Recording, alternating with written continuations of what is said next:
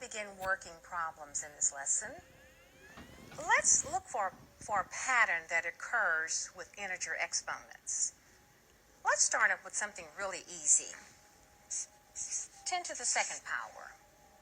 We know 10 to the second power is equal to, or is the same as 10 times 10, which is 100. Okay?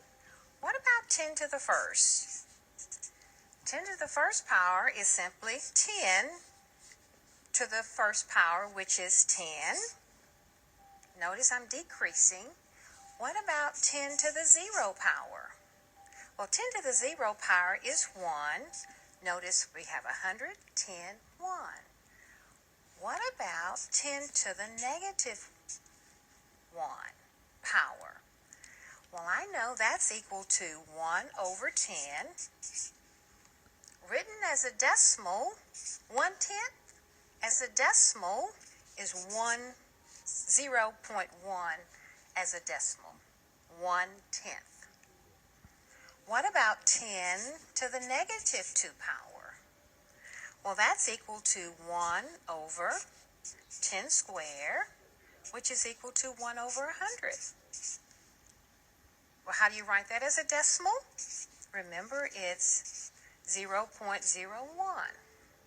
Let's take it out one more place. 10 to the negative 3 power. Well, that's equal to 1 over 10 to the third power, which is equal to 1 over 1,000. So how do you write that as a decimal? It's 0.001. That's 1/1000ths as a decimal. Now, we see a pattern. We started from 10 to the second to 10 to the negative 3 power. Now, using this same pattern, let's solve some example problems. Or let's evaluate 10 to the negative 6. This is equal to 1 over 10 times 10 times 10 times 10 times 10, 1, 2, 3, 4, 5, times 10, which is equal to 1 over 1,000,000.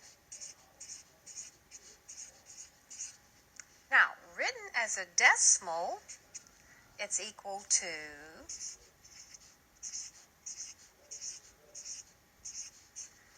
'Notice, as a decimal, there are 5 zeros and then the 1, because the 1 takes that extra place. Okay? Let's take a look at another example. We're evaluating 10 to the negative 7th power.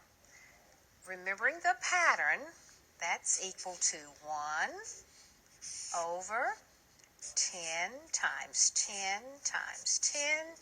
How many of them? 7. I've got to count them myself. 1, 2, 3, 4, 5, 6, 7. And when we multiply all those 10s, we get 1 over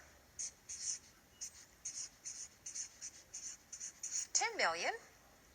And written as a decimal, it's 1, 2, 3, 4, 5, 6, and then the 1. That's written as a decimal.